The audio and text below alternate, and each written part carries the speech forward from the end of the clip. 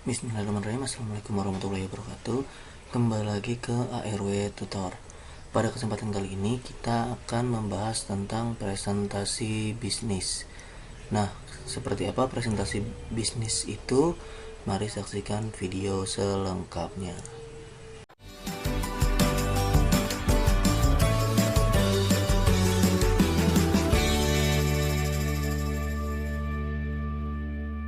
Langsung saja kita ke presentasi bisnis. Sebelum kita masuk ke presentasi bisnis, ada baiknya kalian subscribe dulu channel ini untuk membuat channel ini lebih berkembang dan tentunya lebih memberi motivasi saya untuk membuat video-video berikutnya. Oke, langsung saja kita masuk ke presentasi bisnis. Presentasi bisnis berasal dari kata present, berarti pemberian, hadiah, sekarang ini, kata-kata, hadir, sekarang, dan menghadirkan. Nah, present ini dapat diartikan sebagai suatu aktivitas menyajikan sesuatu seperti ide, pemikiran, atau usulan kepada sekelompok orang secara lisan, ataupun penyampaian secara komunikasi ataupun omongan. Nah, kemudian secara definisi presentasi bisnis ya, secara keseluruhan presentasi bisnis ini kan tadi hanya presentasi dua ini, dan ini sekarang diartikan secara menyeluruh. Presentasi bisnis dapat diartikan suatu cara penyampaian data, fakta, dan informasi mengenai suatu produk oleh presentator kepada pihak yang hadir pada forum bisnis. Nah, kemudian presentasi bisnis itu pasti perlu menggunakan alat bantu presentasi bisnis. Nah, alat bantu presentasi bisnis itu contohnya seperti di sini ada laptop.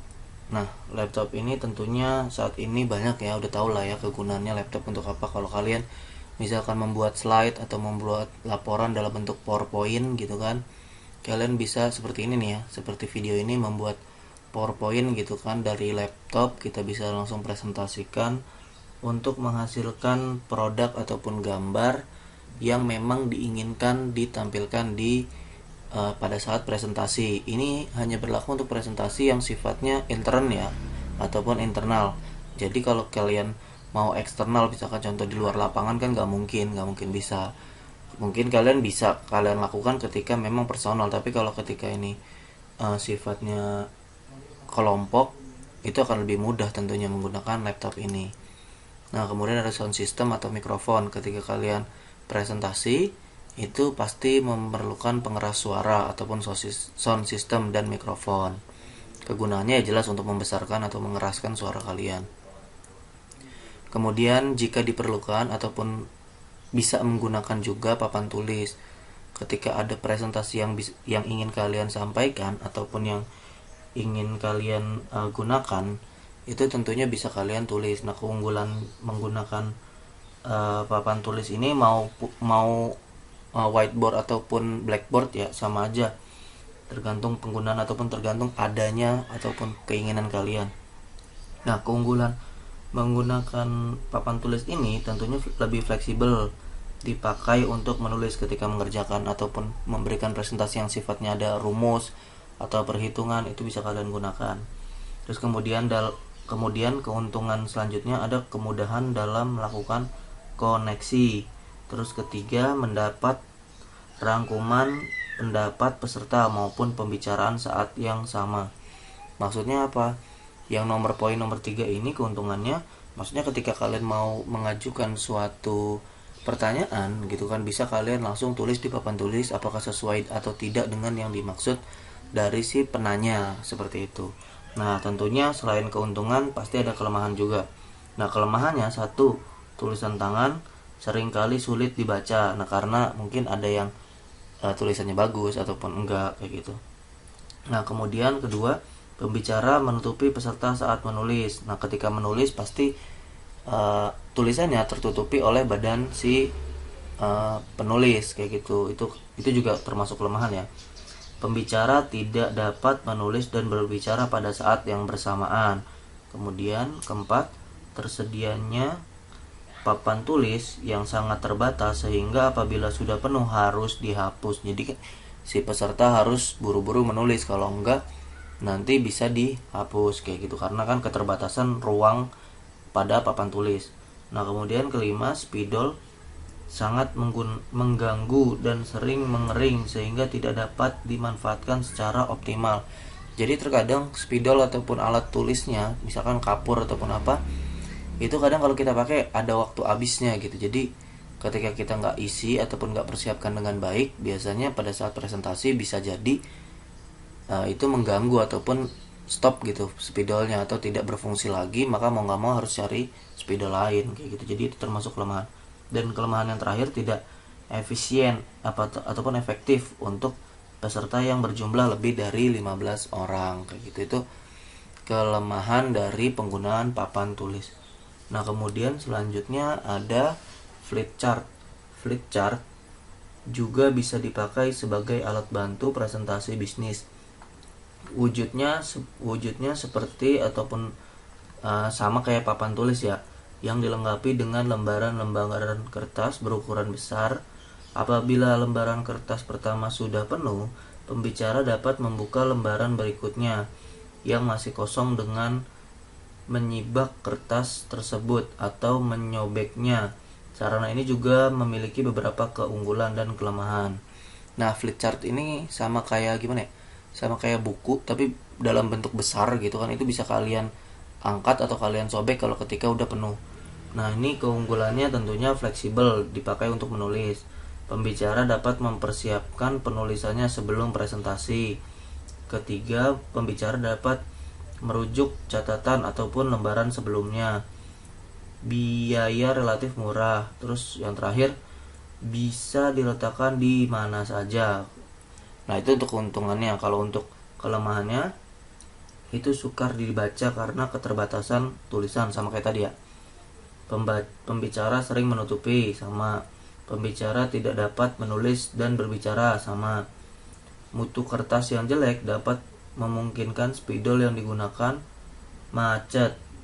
Terus selanjutnya, biasanya kertas flip chart hanya digunakan untuk sesekali presentasi saja. Terus munculnya suara berisik ketika mengganti lembar kertas. Terus tidak cocok untuk peserta lebih dari 20 orang. Nah, flip chart ini bisa kalian lihat ya di Google contohnya seperti apa. Flip chart itu bentuknya gambarnya. Kemudian selanjutnya ada transparansi overhead project atau biasa disebut TOP, atau penggunaan alatnya itu alatnya OHP ya. Ini jadi kayak sama kayak mesin scanner ataupun proyektor lah kayak gitu. Nah, ini dipakai untuk membantu dalam aktivitas presentasi bisnis. Lembaran transparansi dihasilkan dengan mesin fotokopi dan selalu dibuat dengan mesin ketik atau bahkan teks tulis tangan.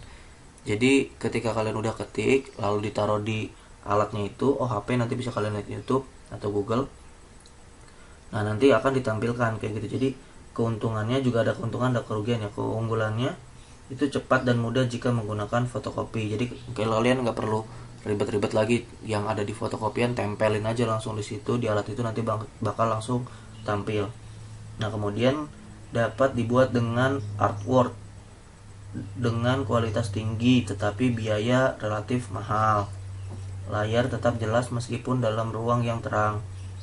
Visual dapat dioperasikan secara cepat dan mudah dibuat meskipun beberapa saat sebelum presentasi dilakukan. Lanjut, informasi dapat ditampilkan secara progresif meskipun secara manual. Lanjut, kemudian ada overhead projector, umumnya banyak tersedia di berbagai tempat pertemuan atau pelatihan. Itu keunggulannya ya. Nah, selain keunggulannya pasti ada kelemahannya. Kelemahannya yang pertama, kualitas transparansi jelek jika teksnya ditulis dengan tangan. Umumnya hasil fotokopi adalah hitam putih. Nah, itu kurang bagusnya di situ, karena hasil dari transparansinya itu ketika hitam putih ataupun kualitas fotokopinya itu jelek, itu nanti tampilnya juga kurang bagus. Kemudian nomor 2, penggantian secara manual seringkali mengganggu pembicaraan dan mengalihkan pembicaraan. Ketiga, menimbulkan distorsi gambar manakala OHP tidak fokus. Jadi ketika kalian OHP-nya ini atau alatnya ini nggak fokus, itu akan sedikit mengganggu jalannya presentasi bisnis kalian. Kemudian kipas pada OHP sering kali berisik. Terus terakhir, kelima, transparansi sangat peka dengan bekas sidik jari dan mudah rusak, kayak gitu. Nah, itu untuk kelemahan transparansi overhead projector. Kemudian kalian juga ada alat bantunya, bisa menggunakan slide. Slide ini itu tentunya kalian bisa buat dengan menggunakan PC ataupun komputer. Slide-nya sama kayak gini lah slide. Itu bisa kalian buat menggunakan PowerPoint. Nah, nanti untuk penggunaan PowerPoint nanti bisa dipelajarin di pertemuan selanjutnya. Kayak gitu, bagaimana sistem ataupun caranya penggunaan PowerPoint nanti bisa dibahas di video selanjutnya. Nah, kemudian ada papan tulis elektronik. Nah, karena kemajuan elektronik, jadi papan tulis yang biasa digunakan secara manual itu tidak perlu lagi digunakan ataupun tidak bisa ataupun tidak perlu penggunaan papan tulis manual lagi. Jadi kalian bisa menulis di papan tulis elektronik. Jadi itu lebih mudah. Nah, bentuknya seperti apa nanti kalian bisa cari di Google.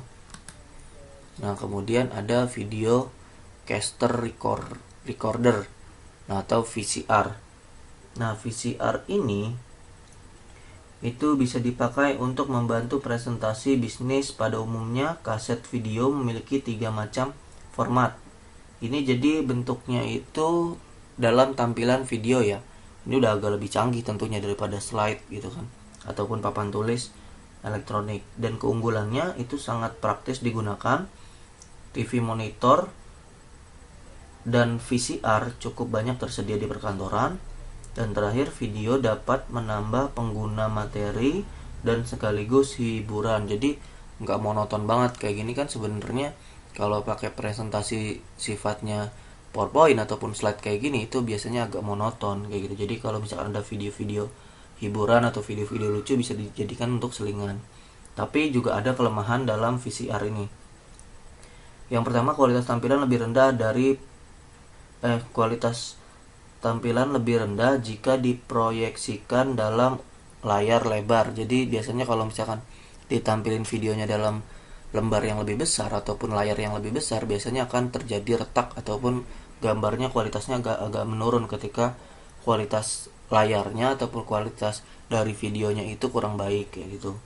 Nah, kemudian nomor 2, perlu kecermatan dalam memilih peralatan dan jenis video yang akan digunakan, karena videonya jika tidak sesuai dengan apa yang kalian presentasikan tentunya tidak akan nyambung ataupun tidak sesuai dengan apa yang kalian harapkan.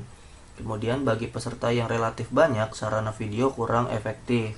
Dan keempat, terakhir, diperlukan tenaga ahli khusus untuk operator videonya. Jadi perlu ada operator tersendiri untuk yang mengatur videonya berjalan pada saat presentasi bisnis kalian. Kemudian selanjutnya ada panel LCD. Panel LCD pada dasarnya dibuat mempunyai persamaan dengan layar komputer jenis laptop, yaitu transparan. Panel LCD proyektor ini supaya bisa berfungsi maka harus dihubungkan dengan port monitor bagian belakang komputer dan bertindak seperti layar komputer biasa yang menayangkan data atau gambar. Teknologi presentasi yang cukup canggih saat ini ya, ini minimal memiliki sekitar 16,7 juta warna dengan kualitas tampilan gambar cukup baik. Nah, ini panel LCD proyektor itu kalau kalian tahu kayak saat ini itu proyektor ya. Jadi itu lebih baik lagi daripada sebenarnya lebih baik lagi daripada transparansi overhead. Jadi pengembangan dari transparansi overhead proyektor itu ada panel LCD proyektor. Nah, kemudian tujuan presentasi bisnis tentunya menginformasikan pesan-pesan bisnis kepada audiens ataupun peserta dari presentasi tersebut. Terus menghibur audiens. Nah, menghibur audiens ini tentunya ya kalian pada saat presentasi jangan hanya monoton tentang membahas pesan-pesan ataupun informasi-informasi bisnis yang ingin kalian sampaikan.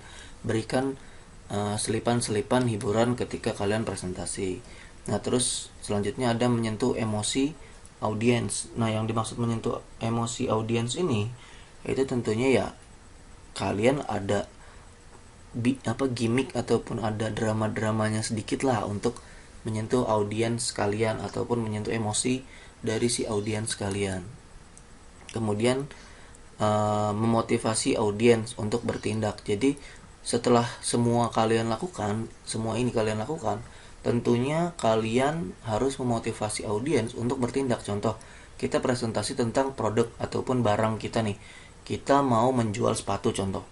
Kita harus memotivasi audiens untuk membeli sepatu kita bagaimanapun caranya dengan step-step yang tadi sudah dilakukan.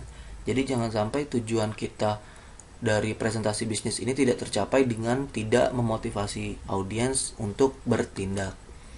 Oke, seperti itu aja presentasi bisnis kali ini. Terima kasih dan mohon kritik serta sarannya untuk membangun channel ini lebih maju lagi sehingga bisa terus memberi berbagai macam ilmu pengetahuan. Oke, jangan lupa juga subscribe jika kalian suka dengan channel ini. Terima kasih. Billahi taufiq wal hidayah. Wassalamualaikum warahmatullahi wabarakatuh.